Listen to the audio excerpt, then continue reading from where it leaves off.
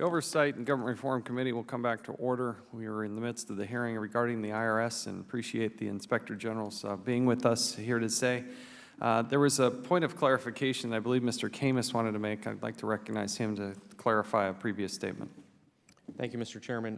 When Dr. Desjardins asked me the name of the manager at the IRS at the time the tapes were erased or destroyed, I shared the name Charles Stanton.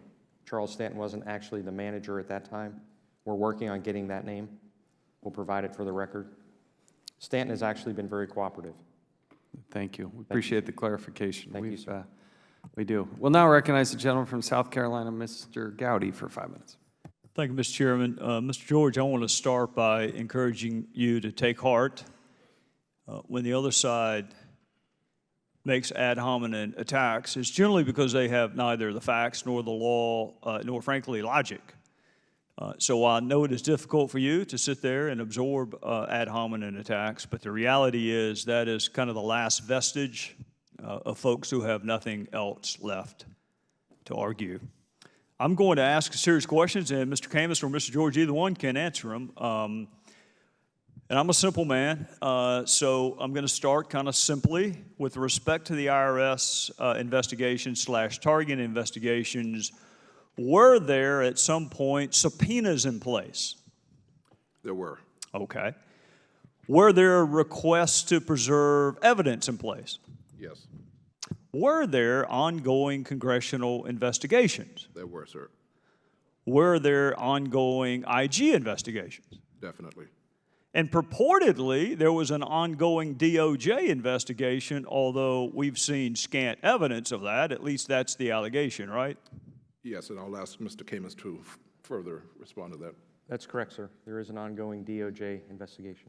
Okay, so you have subpoenas in place, you have requests to preserve evidence in place, you have ongoing congressional investigations, you have ongoing IG investigations, and you may very well have an ongoing DOJ investigation, all of which leads me to ask, what does it mean, do not destroy / wipe / reuse any of the existing backup tapes for email? What does that mean? That means do not destroy, rewipe, or do anything to that material as it could be evidence or of import. Oh, so it means exactly what it says? Yes, sir. There's no hidden meaning? No, sir. Even I can understand that sentence. Don't do it, right? I mean, you can use fancy words like the Gauls if you want to, but don't destroy, wipe, reuse any of the existing backup tapes. Now, was that done? Yes, sir. Was it done after any of the following were in place?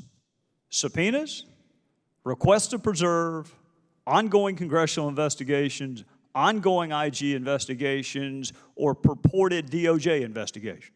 Yes, sir. It was done on on or about March 4th, 2014, well after the commencement of all those activities. Wow. Now, I want to ask you about an individual in a minute, but I want to ask you this. Sometimes things can be done accidentally. Let's go ahead and rule that out. Are we talking about just kind of a misstroke on a keyboard? Is that what causes these things to disappear and be wiped? You're typing a word and hit the wrong key? Does that do it? No, the destruction that we're talking about required the employees involved to actually pick up tapes and place them into a machine, turn the machine on to magnetically destroyed and obliterated the data. Well, it sounds like it'd be hard to accidentally do that. That's correct. All right, so we can rule out accident. That leaves negligence or intentional, willful, wanton. Do you know whether it was just sheer negligence, incompetence, or was it a higher level of scienter or mens rea? Our investigation has shown that the 2 employees who physically put those tapes into that machine are lower graded employees at the Martinsburg, West Virginia Computing Center. They continued to erase media throughout the period of time, and as a matter of fact, they did not stop erasing media, including these 424 tapes, until June of 2014. When interviewed, those employees said that Our job is to put these pieces of plastic into that machine and magnetically obliterate them.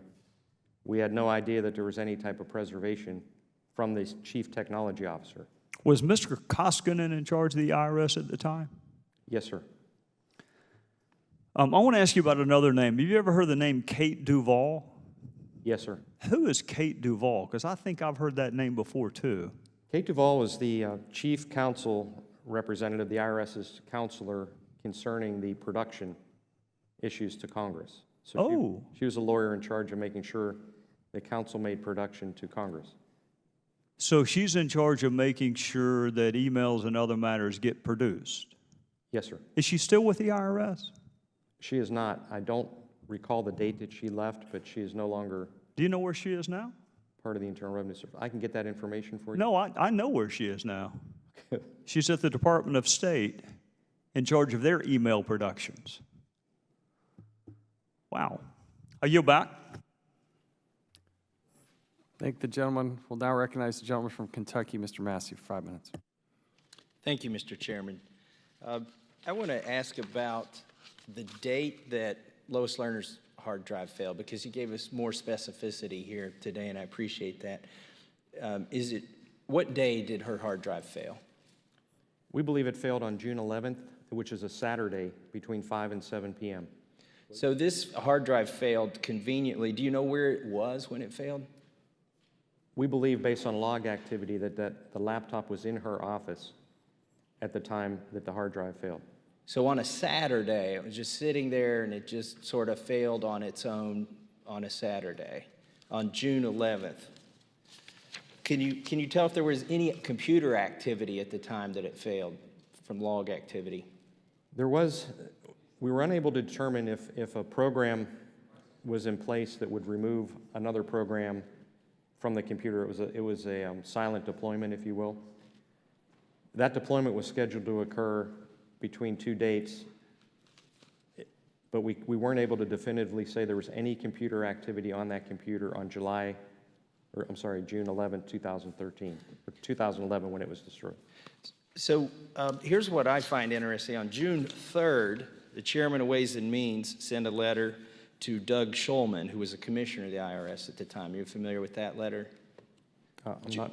June 3rd, just briefly says, as chairman of Committee on Ways and Means, and this was sent by Mr. Camp, the chairman at the time, he was concerned that the IRS appears to have selectively targeted certain taxpayers who engaged in political speech.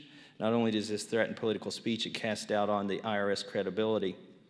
He sent that on June 3rd, which is, I looked it up on a calendar, a Friday. So it's likely they didn't receive it at the IRS until Monday, which would have been June, what'd that make it, 6th? So here we have June 6th. They probably received this letter, and her hard drive magically fails on its own in her office on a Saturday, 5 days later. Now, before we thought there was a 10-day difference, but now we realize there's a 5-day difference. This is just an amazing coincidence to me. I think it's more than a coincidence. I want to put up on the screen a directive that was sent out by the Chief Technology Officer of the IRS, if we could get that on the screen. And this is the directive that went out to managers, is that correct? Telling them not to erase the data? Correct. This directive went out on May 22nd, 2013. When were the tapes erased at the IRS? On or about March 4th, 2014. So about 8 months later. And is this, if we look at the highlighted part on here, it says, do not destroy, wipe, reuse any of the existing backup tapes for email or archiving or other information from IRS personal computers. Did that go to managers that were at the facility where the tapes were erased? It did, and there was a lot of discussion that we captured in our investigation by capturing the manager's emails over what Milholland meant by this directive. So there was some back and forth. So what did they say they thought it meant when you talked to them? They believed that it pertained to hard drives and personal computers. They over-interpreted the directive, which was basically preserve all electronic media. So they thought it just applied to hard drives and personal computers, and that's what they told you, but doesn't it clearly say, do not destroy, wipe, reuse any of the existing backup tapes? It does. So if they didn't do this willingly or knowingly or purposely, this is basically incompetence, isn't it? One could come to that conclusion. Yes, sir. Either that or they can't read? One could come to that conclusion. Like I said, you'll see in our report of investigation, we captured a lot of the email traffic back and forth between employees as they were discussing the impact that this has on their operations out there and destroying things. Do these people still work for the IRS? Yes. Why is that? If they're this incompetent? The Internal Revenue Service is going to get a copy of our report of investigation when we're through, and I imagine that they will look at it and they will take appropriate action. I thank you, and I yield back, Mr. Chairman. Thank the gentleman. We'll now recognize the gentleman from Florida, Mr. DeSantis, for 5 minutes.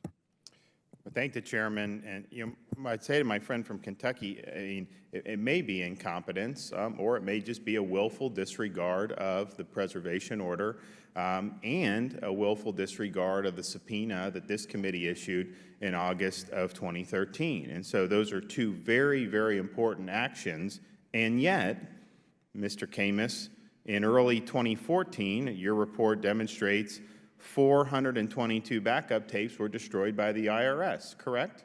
That's correct. So we have clear guidance, mandatory guidance, and yet they destroyed the tapes. So if a taxpayer had been asked by the IRS in an audit to produce certain documents to justify their tax returns, and they just decided that some of the things they didn't want to produce or claim that they were destroyed or destroy them, something tells me that would not fly. And so you have an agency here that's operating under a different standard than they impose on the American taxpayer, and that's unacceptable. June 13th, 2014, John Koskinen, in front of his letter to the Senate, in front of this committee, later confirmed that the backup tapes with Lois Lerner's email no longer existed. And yet, your report shows that by doing basic due diligence, you found 13 backup tapes that had Lois Lerner's emails on them after he made that statement, correct? That's correct. And not only did you find the backup tapes, you found approximately 1,000 at this point unique emails from or to Lois Lerner that the IRS never produced to this committee. Is that accurate? Yes, sir, that's accurate. And Commissioner Koskinen, I remember sitting here, the chairman, our current chairman, when he was one of the regular members, he pressed Koskinen, "You're going to give us all of Lerner's emails." Finally, Koskinen says, "Yes, we will give you all of Lois Lerner's emails." Now, the IRS claimed, Mr. Koskinen claimed that the IRS went to, quote, "great lengths" and made extraordinary efforts to recover her emails. When Commissioner Koskinen said that the backup tapes no longer existed, that they confirmed, the IG, what did you do to verify that? You drove out to the facility in West Virginia and asked for the tapes, correct? That's correct. Now, do you consider that to be an extraordinary effort? That's due diligence. Basic due diligence. I'd say the bare minimum of due diligence. And so for Commissioner Koskinen, you go to great lengths above and beyond the call of duty, and you don't even look where the backup tapes are found. That doesn't sit right. And I think the problem is, and I think we've seen this with Commissioner Koskinen's attitude, that he really has had a contempt for this entire investigation. He doesn't think the IRS should be bothered with it. He's dismissive of the misconduct that occurred by targeting Americans based on their viewpoints, and he's not done anything to really meet the standards that he's laid out here by getting us everything that we've asked for. And of course, the proof is in the pudding because this is dragged on and on and on. So I think that the American people are left with a sense of major frustration. I think that they don't like to have a situation where there are all these rules and regulations they got to follow, but then somehow when things are subpoenaed by a government agency, government people can then go ahead and destroy the documents, destroy the tapes, destroy the emails. And this is not the only context the IRS throughout our whole government where that happens. There's other things that have been subpoenaed, as we know, that have been destroyed. So this is just simply unacceptable, and I think that there needs to be accountability for it. I mean, if you're destroying backup tapes that were under subpoena and that your own agency said needed to be preserved, that's either a willful disregard of what was required or a level of incompetence that is so stunning that you clearly are not fit to serve. And so I think either way, those individuals need to be held account. And I don't think you can have an IRS commissioner come in front of the Congress, testify under oath that he has confirmed that all the backup tapes have been destroyed, the emails are unrecoverable, when he did not even do the basic due diligence that the IG did by going out to the facility in West Virginia where all the backup tapes are and getting those backup tapes and looking. And the thing is, you know, there are 13 backup tapes with Lois Lerner's emails. You also found, what, over 700 that at the time you didn't know what was on them. You had to check. And so there would be no way to know that it was only 13. And so there were even more backup tapes that were there that were going to cover the time period and could have been relevant before you did it. So, Mr. Chairman, thank you for holding this update. And I know this is just the beginning of our efforts to hold this agency accountable on behalf of the American people. And I yield back. Thank the gentleman. Now recognize the gentleman from Alabama, Mr. Palmer, for 5 minutes. Thank you, Mr. Chairman. Mr. George, much has been made about the number of emails that have been recovered. I would agree with some of the members who have emphatically asserted that numbers matter. My question to you is, how many emails that contain evidence of wrongdoing do you need to recover in order to pursue justice? Is it 10,000? Is it 1,000? 100? Would one be enough? One would be enough, sir. So whether you find 1,000 emails or 100 emails or 10, it's really the only relevant point here is that you and your office are doing your best. You're exercising due diligence to pursue justice. And if there's one email or one document that proves wrongdoing, it would justify the effort.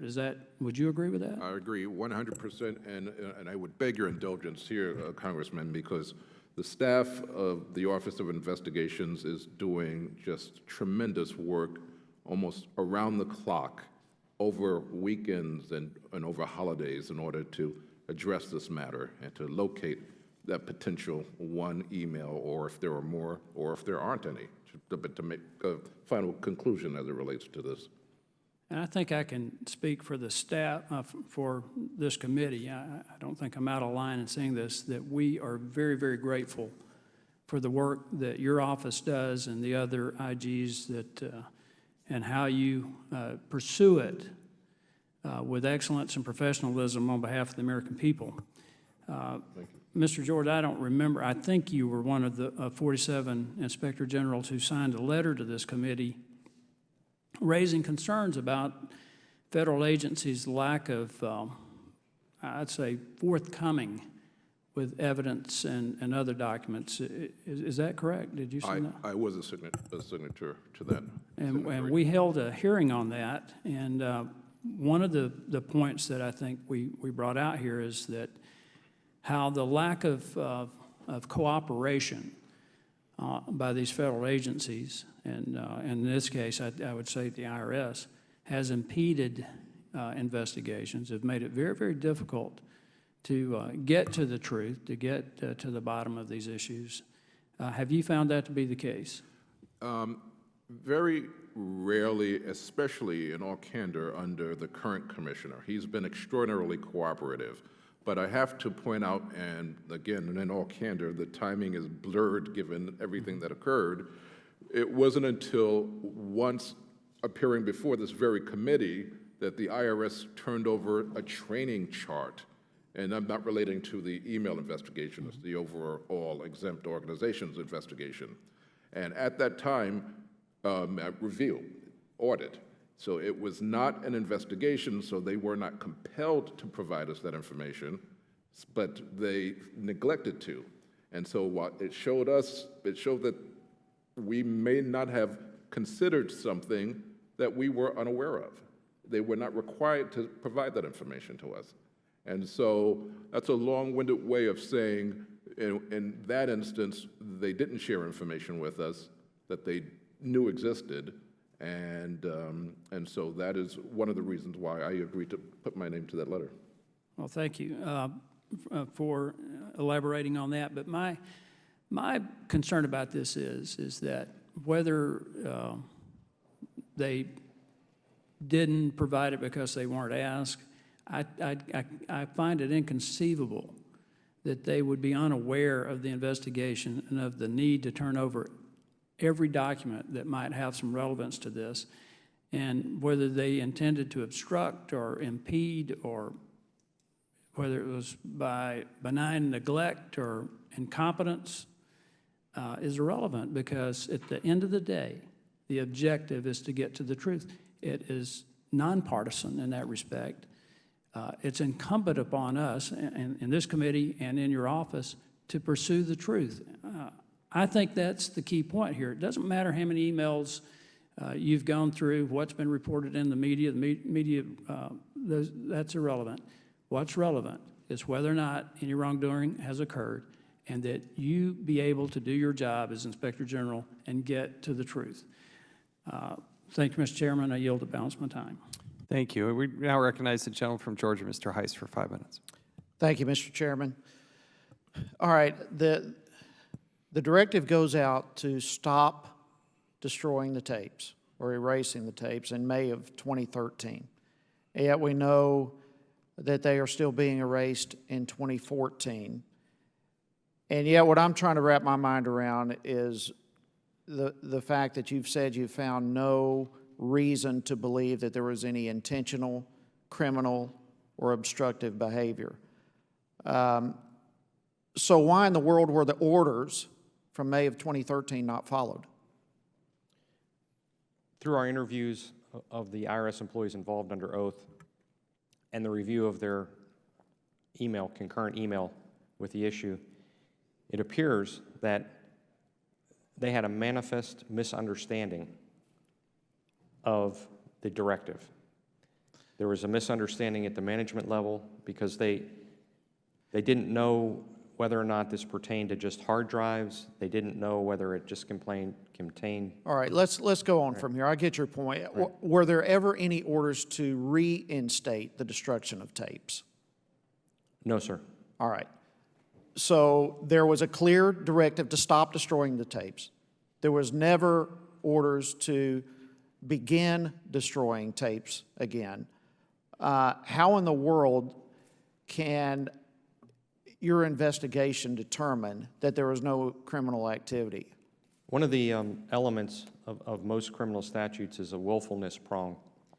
And the challenge in any criminal investigation is the willfulness. You need to gather the evidence that shows that when these two lower-graded employees introduced the 424 tapes. All right, let's go beyond the lower-grade employees. Right. If there was no willful intent with them, that would have to mean that they were not fully aware of what the orders were. You stated earlier that the managers of the IRS clearly were responsible. They were responsible to know the orders. They were responsible to pass those orders down.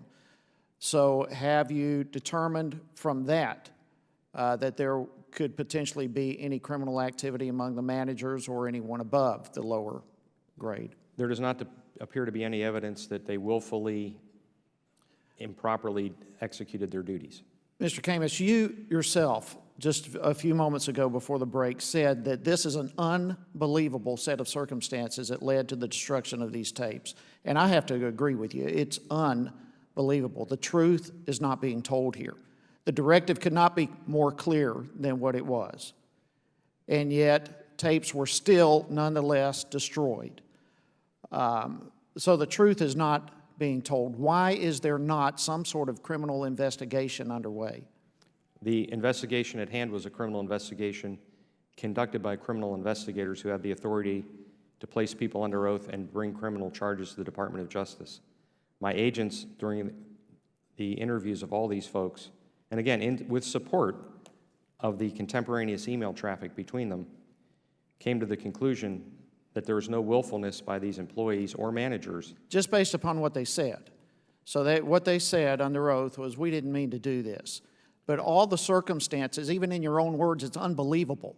What they are saying is unbelievable. It's unbelievable to us. The truth is not being told, and in your own words, what you have been told is unbelievable. If it's not believable, that means it's not the truth. And at some point, we've got to get to the bottom of this, because the truth is not being told. And we and the American people are sick and tired of being snookered, of being taken by our government. And I believe it's time that your investigation steps it up. Did you interview Kate Duvall? Yes, sir, we did. Okay. When was she informed that the tapes had potential emails of interest from Lois Lerner? I believe she had already departed the Internal Revenue Service when we obtained the emails off the tape. Did she take any action to stop the destruction of tapes? Not to our knowledge, she did not. But she knew that the emails of interest were there. She could have known, and she certainly should You have just looked. said she should have, that she did know. Was she reprimanded in any way? I'm not aware if she was reprimanded, sir. Do you know if, you said a moment ago that she is no longer with the IRS. Do you have any idea if she stepped down from her position willfully, or if she was pressured in any way, or if she was potentially running from criminal charges herself? I don't have that information other than she left the Internal Revenue Service On her own. on her own. Thank you, Mr. Chairman. Thank you. And now recognize the gentleman from North Carolina, Mr. Walker, for 5 minutes. Thank you, Mr. Chairman. Appreciate your patience in coming from a markup. This is a huge issue, not just because it's cut along in the press, but this issue comes down to integrity as well as credibility. I appreciate what's been shared of what I've heard so far today.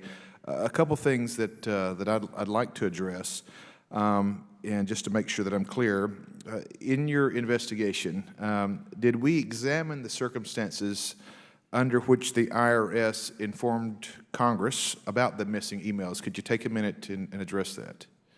Yes, we're privy to the production that IRS has been through. We've observed the hearings, the various hearings that have been held by this committee and others, where they testified about their efforts to produce emails. So we're well aware of the fact that there have been promises made, there have been obligations to provide the material. Is that responsive? Yeah, I think it does. Let me delve a little deeper if I could. Is there concern that the Treasury Inspector General for Tax Administration did not learn directly from the IRS that the Lerner emails were supposedly lost? That's correct. We did not learn of that until June 13th, 2014, at the same time everybody else did. Can you expound on why? Why the delay?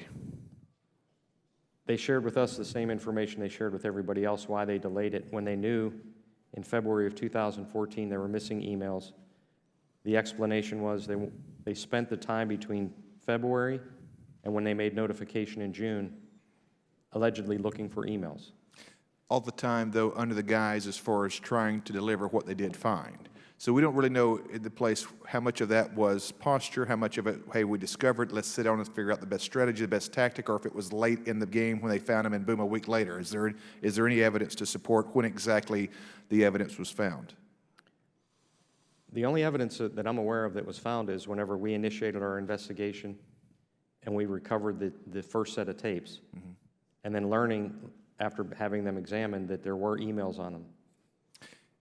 Well, then let's look at precedents then for a moment. Is it customary for the Treasury Inspector General of Tax Administration, TIGTA if you will, to hear about significant issues like the missing Lerner emails from a letter sent by the IRS to the Senate? Talk to me about protocol with your experience. In case this significant of this interest to all parties, I would have expected that it would have been reported to us when they determined that there was a loss of these emails because it was pertinent to so many ongoing investigations. and which I guess answers my next question. I don't want to put words in the mouth, but there would be concern that you did not learn sooner of these problems, given that the IRS knew the learner emails were recovered or unrecoverable as early as February of 2014. Is that fair? That would be fair. Okay. Finally, have you brought any of these concerns to the attention of Mr. Koskinen? And if not, why not? We haven't shared the results of our findings or our major concerns because we're not quite finished with the report of investigation. When we are finished with that document, he will get a copy and he will be briefed about the management failures and the observations that we had and our concern about not being properly notified in a timely manner. So we don't know whether he's aware of what you're finding as sort of this go-along process as you're discovering. So there's been no official release of information back to Mr. Koskinen. Is that yes or no? Occasionally, we would give him an update like we did the committees, inasmuch as we were talking to his senior managers and his staff, and we would let him know in our efforts to recover emails how we were coming along. So other than just the general occasional status like we did with the committees, Right. we weren't providing him a blow-by-blow. Mr. George, did you have something to add to that? I would just agree that he is aware of, again, the general findings, but no conclusions yet, and that will be forthcoming. Well, can I get the word on it today that that we will make sure that you guys will inform Congress as soon as you encounter difficulties in obtaining information indirectly from the IRS? Will you let us know promptly with that? Yes, sir. As long as 6103 permits it, we certainly will. Fair enough. With that, I yield back, Mr. Chairman. Thank the gentleman. We'll now recognize the gentleman from Oklahoma, Mr. Russell, for 5 minutes. Thank you, Mr. Chairman. We've established from your investigations that tapes were not sent to the labs, laptops were not examined, BlackBerries were not examined. In June of 2014, the IRS, in testimony and letters, stated that it left, and I quote, "no stone unturned," end quote, to recover the emails. Was that true? We went through a series of logical steps with due diligence, and we were able to recover emails. So it would appear that that statement is a That relative statement was not true. In July 2014, IRS officials testified that it was possible that Lois Lerner's emails were recoverable on discovered backup data, tapes, other things that you've explained here today. Were the tapes being erased after July 2014? We're not aware that we're Degaussed? Yeah, our understanding is that the tapes in question that would have contained the relevant material were erased or degaussed on March of 2014. June of 2014, they reportedly stopped erasing all media and came into compliance with the Chief Technology Officer's directive. In the same month, July 2014, IRS officials testified to the Senate Finance Committee, the House Ways and Means Committee, and the Oversight and Government Reform Committee here that it, quote, confirmed the emails were unrecoverable, end quote. Given then that these tapes had, the degaussing or whatever had been stopped, given that recoverable data still existed on the tapes, was that statement true?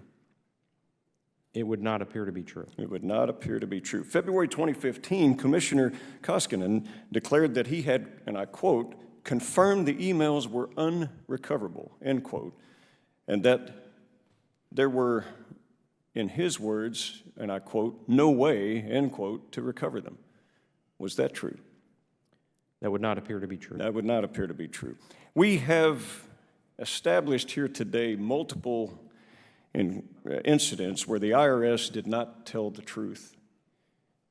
Worse, the First Amendment protections on targeted groups were violated, even stated by Lois Lerner in a public forum.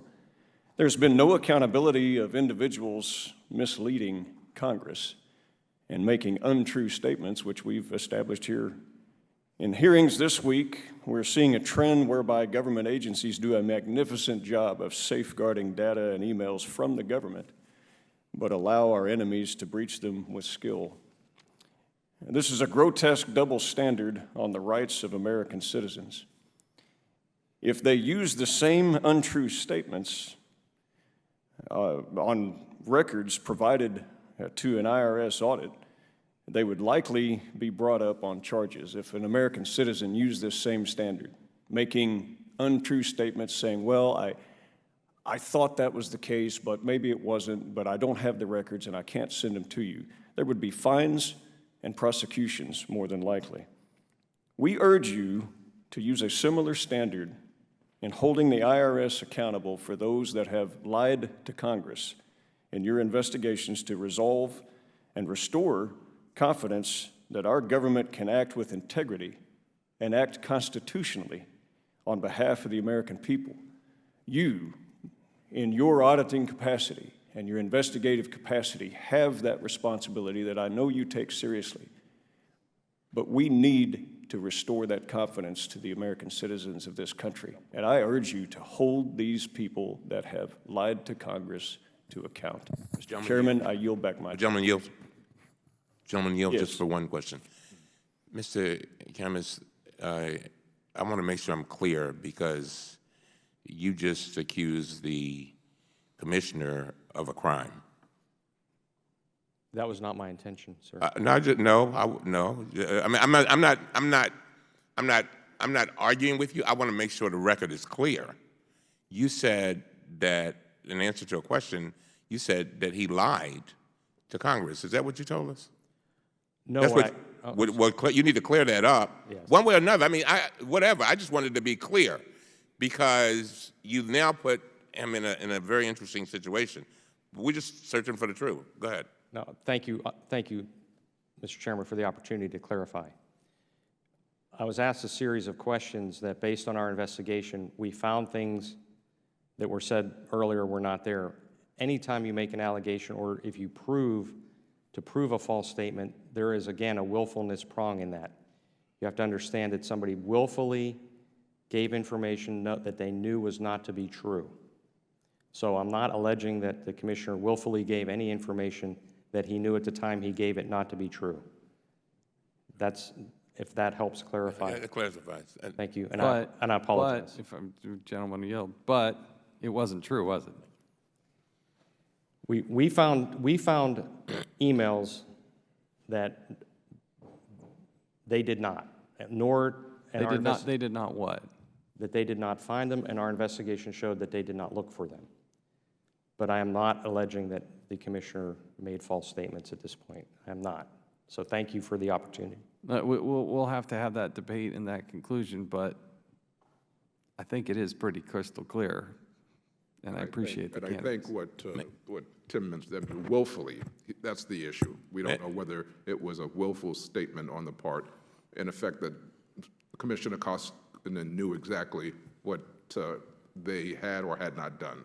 We don't know that unless you have contrary information. And if I can continue on for a second, Mr. Koskinen is very aggressive in making sure that he is the only one that comes and testifies before this committee. He's the only one that comes and testifies before Congress because he feels like he's got the best grip on his organization and he doesn't want anybody else to come testify. That is routinely. We had to issue a subpoena to have one other person come testify before our committee in the IRS. So again, we'll have that debate. You're here to present us the facts. I think you presented those facts. I know you're not trying to come to the conclusion.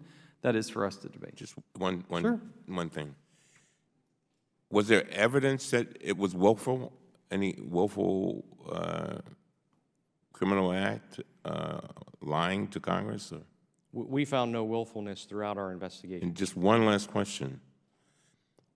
At the end of your investigation, if you did find it, would that be a part of your report? Yes, it would. Very well. We look forward to your report. I assume Mr. Russell yields back at this point. His time is well expired, but thank you. Thank you very much. Thank you. All right, we now go to the gentleman from Wisconsin, Mr. Grothman, for 5 minutes. Thanks much. I guess this question is for either one of you. You know, the Department of Justice announced they'd been conducting their own investigation. Are you still participating with the DOJ's investigation of the targeting of conservative nonprofit groups? I'm going to ask Tim to elaborate, but their investigation is ongoing. But Yes, sir, we're still participating in that effort. Okay. It was implied before that the investigation is nearing completion. I think by Justice, is that true as far as you know, or can you give us any status as to when you think this is going to wrap up? I don't know the status for the DOJ investigation. Okay, so you wouldn't know if any criminal charges are going to be filed? I'm not aware. Okay. And they made no recommendations, Justice, as far as you know? As far as I know, they have not. Are you satisfied with their investigation? Well, our agents have shared with me that it appears to be thorough. Like everybody else, they're waiting for the conclusion of this case and the conclusion of our attempt to find new evidence or material relative to the investigation. Okay. Wouldn't it in general be your responsibility to make recommendations how to clean up the IRS as opposed to the Department of Justice? In general, it would, but in this particular case, when the whole exempt organization's application process broke, the President and the Attorney General at the time determined that the Department of Justice would be the lead investigative agency for that particular matter. Okay. That's a little bit unusual then. Normally, you'd be the lead agency, right? That's correct. You satisfied that the truth is going to come out with the Justice being the leading agency rather than yourself? I believe that because we have been involved, that the truth will prevail. Our goal is we are focused on the American people and Congress to get the American people through the Congress all the information that we can, and we let the facts fall where they may and the truth fall where it may. So as far as that's our effort, I'm convinced if I brief by my agents that they're convinced that through their efforts that has occurred, then I will take their answer. And we've received no indication, sir, that anything to the contrary. Okay. I appreciate your professionalism. I will say this whole IRS thing and targeting people, I think is having a chilling effect on America. I'm sure I'm not alone. When you call people, for the other thing politicians do, this is something that gets brought up. I mean, people really believe right now that if they take a politically unpopular stand, and it's not just the IRS, it's other agencies as well, EPA, what have you, that if you say something that's politically incorrect or take a politically incorrect position, the full force of the government is going to come down on you.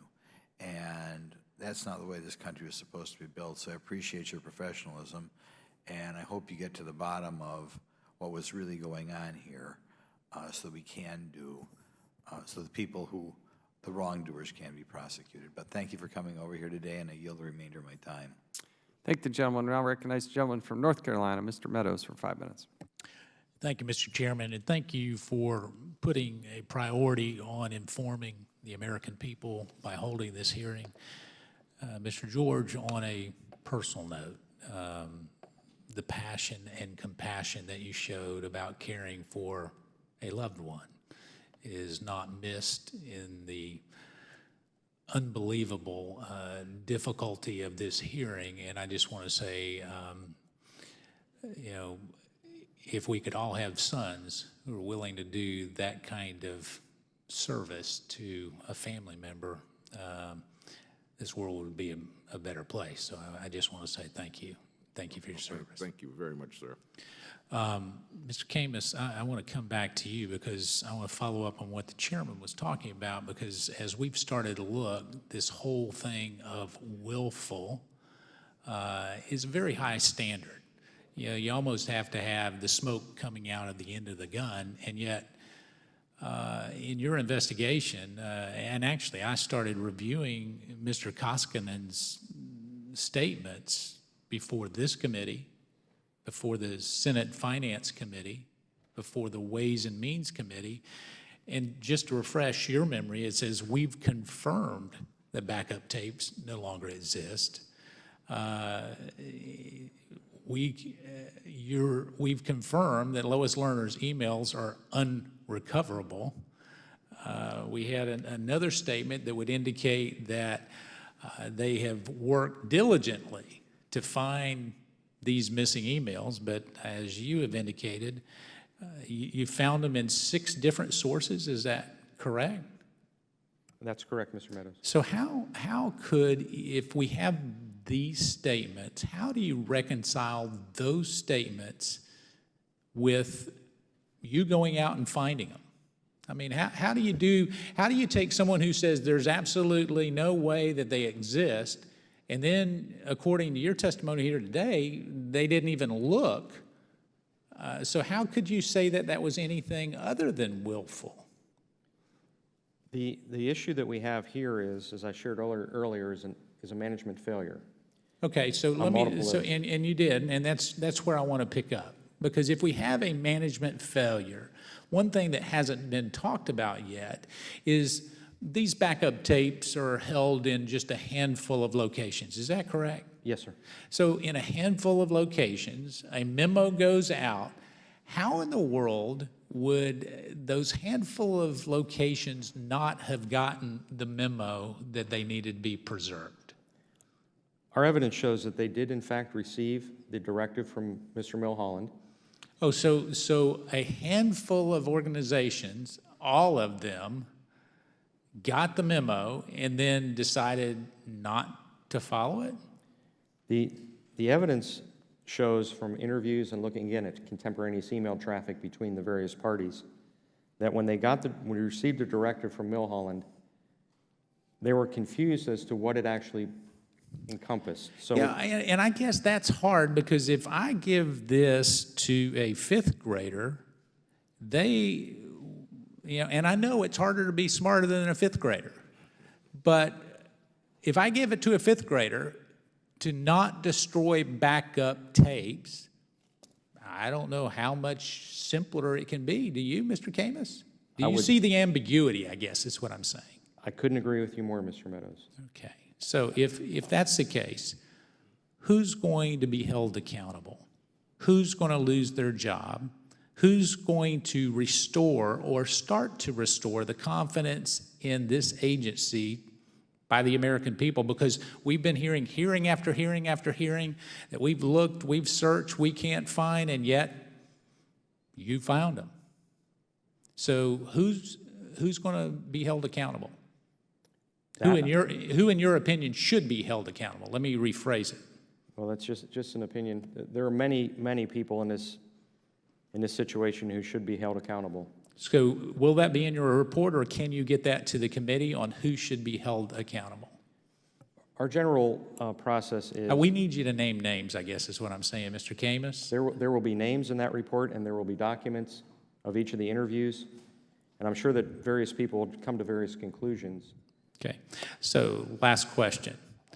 How is it that the Inspector General can find things that the IRS can't find, that DOJ can't find? Should we put you in charge of DOJ and auditing? We just work very, very hard. We're proud of our mission, which is to restore and keep the American people's confidence in the Internal Revenue Service. We take our job seriously, and I have an outstanding staff of men and women who do that work every day. Indeed you do. Thank you so much. I yield back, Mr. Chairman. I thank you. I thank the gentleman. I'll now recognize myself. So let's go back to 2011. It's June 3rd, 2011. Dave Camp, Chairman of Ways and Means Committee, sends a letter to the IRS inquiring about what's going on with the targeting. We think that letter arrives on June 6th. We're just guessing. And then mysteriously, Lois Lerner's computer, it crashes on June 11th. What a coincidence. Unbelievable, right? Just unbelievable. Days later, it crashes. It's reported on June 13th. So it crashes on a Saturday at the IRS. You know precisely, as best you can tell, precisely where that is. There, I would guess there's presumably some sort of card reader that would tell who was on the floor, who was in that area. Did you look at that? Yes, sir, we did. Unfortunately, the vendor who had the security contract for that building routinely destroys their prox card logs after 1 year period of time. So, unfortunately for this investigation, sometime in 2012, the proxy logs were overwritten. They were degaussed? Is that what happened? They degaussed the card readers? Yeah, the records were not available to us. We looked and we were very hopeful that we would be able to get those records. Because it's a Saturday. There aren't going to be many people there, I'm guessing. And it just begs the question, why? Why is this the policy? The whole reason you do the card readers is to prohibit some access, but that you have a record. And here we have a very serious investigation, and those records were degauzed. So it's just so frustrating that way. When will you issue this report? I know you're right on the verge of this. Do you have a specific date as to when this will be issued? We made a commitment to the Senate Finance Committee to have it by the end of this month. So Tuesday or so? That is our commitment, and so unless there's a change because of additional interviews, and that's part of the problem, Mr. Chairman. There are subsequent, interviews that will have to occur, and additional work, and review of, again, emails. So as I indicated in my opening statement today, as did Mr. Camus, we might have to issue a supplemental report, depending upon what additional information comes out. But again, the results of investigation, a report of investigation, we made a commitment to issue by the end of this, so yes, next week. Okay, now I'd like to yield to the gentleman from Ohio, Mr. Jordan. I thank the chairman. Mr. Camus, I'm going to go right back to where Mr. Meadows was. How many places, physical locations, where the tapes erased? How many are there? You said a handful, but what does that mean? 1, 2, 3 spots? I believe there are 4 or 5 locations where the emails are centralized. Okay, 4 or 5 places. So let's say there's 4 places, actual physical locations where they take the tapes and erase what's on them. How many people work in those 4 locations? Dozens, in each location. I have a list here, Mr. Jordan, but for me to sit here and count them, I don't want to waste your time. How many who work in those actually erase the tapes, though? I mean, I got the picture in my mind, maybe it's wrong, is you got, Joe and Fred in the basement taking the tapes, putting them in some kind of machine that erases them. How many people actually do that? We know it's 4 locations. How many people do the actual erasing? In this particular case, we know that there were 2 employees involved in the erasure of the 424 tapes on a midnight shift. So I'd imagine they're running 3 shifts per location. So that would 6 be, people times 4, 24. 24 to 30 people, maybe. So we're talking 24, and if it's 5 locations, we're talking 30 people, right?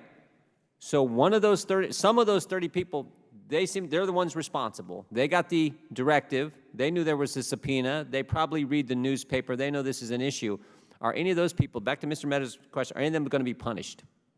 At this time, I don't know. We are continuing an investigation on an aspect of this, which is a discrepancy over the way that some of the material was counted. Because you said they got the directive. Those 30 people at 5 locations where they destroyed the evidence, they got the directive that they weren't supposed to destroy it, correct? The locations for sure got the directive through the management chain, but for me to surmise whether or not each of the locations, the people responsible for erasing tapes got it, I couldn't testify to that. In your investigation, two final questions, if I could, Mr. Chairman. In your investigation, did anyone from the top levels of the IRS, Mr. Koskinen, Kate Duvall, did anyone at the top levels of the IRS talk to those 30 people?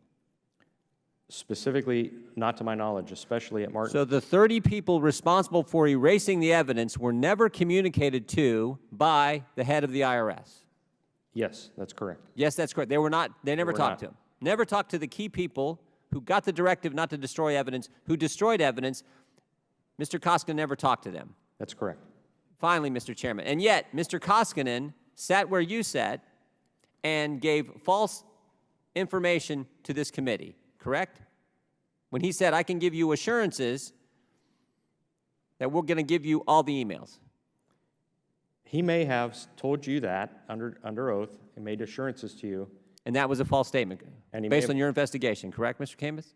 Our investigation showed that he depended heavily on his senior managers to carry out.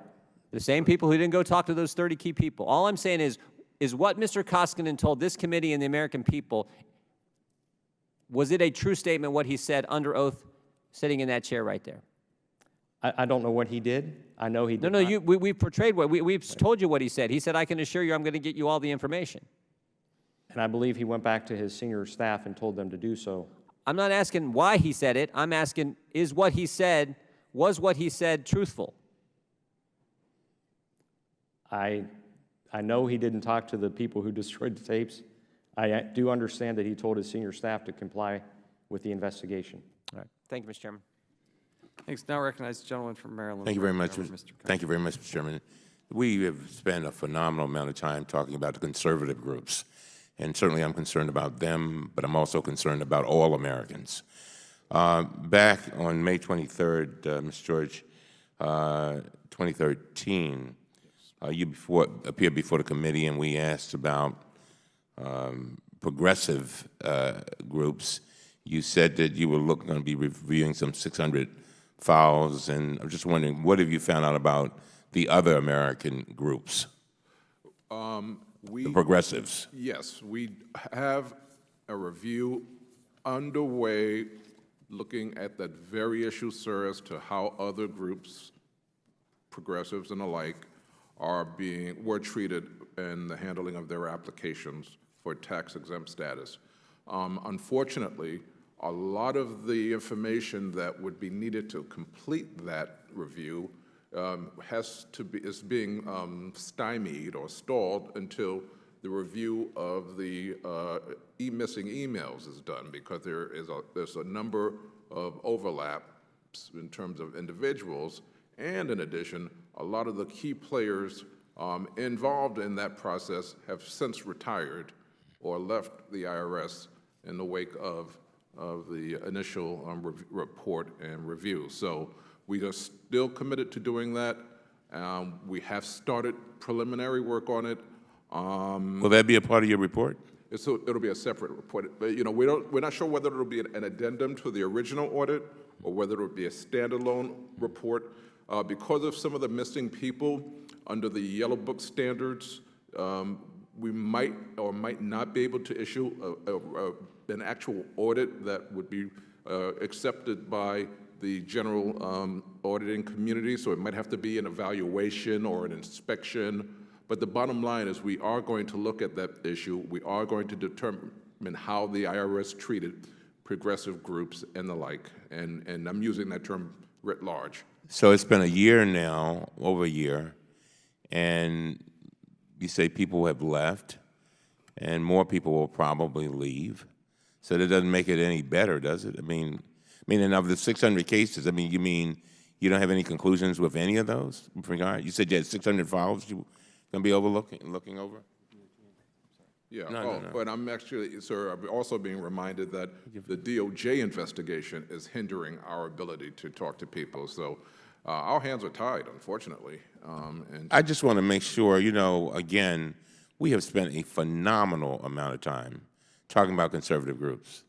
And I'm concerned, like I said, but what about all these other groups? It seems like they're getting second-rate review here. And I'm not knocking you. I understand their problems, but it seemed like there would have been some conclusions out of the 600, some of them. Well, keep in mind, too, that our initial review was how political advocacy groups were being treated. Right.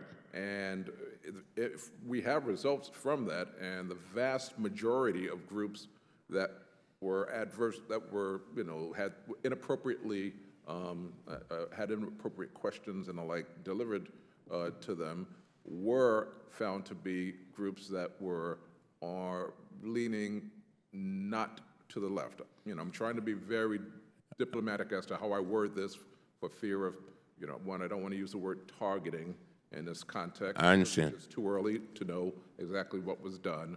But as we know, the vast majority of the cases in the political advocacy area that the IRS was slowing down their application processes, asking what we believed were inappropriate questions and the like, were groups that were not deemed, at least on their face, progressive. They were more on the conservative. Now, you testified in February that Ms. Lerner's computer crashed on June 13, 2011, and the next day she sent a contemporaneous email to colleagues confirming that fact. You recall that testimony?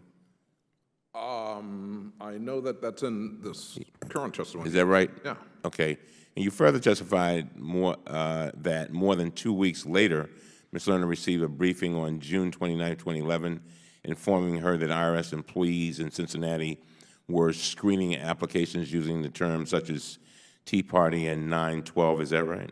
That's my understanding. And according to your May 2013 report, when Ms. Lerner became aware of these inappropriate search terms, she, and I quote, immediately directed that the criteria be changed.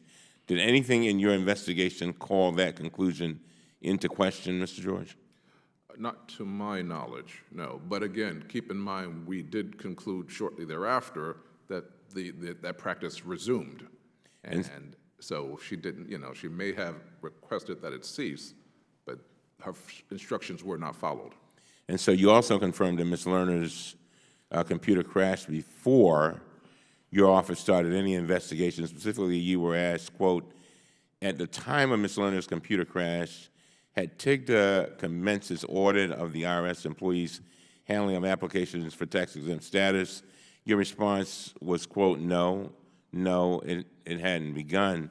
Do you recall that, Mr. George? Vaguely. And Mr.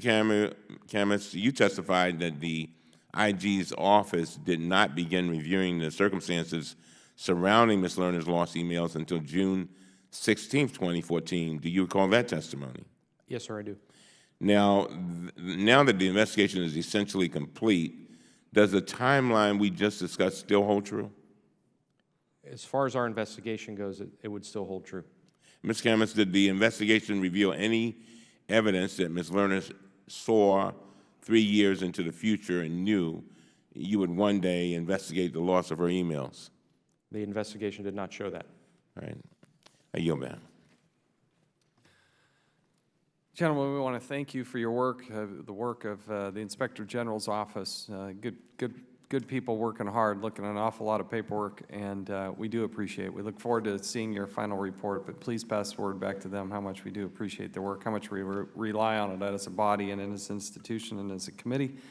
And with that, this committee will stand adjourned.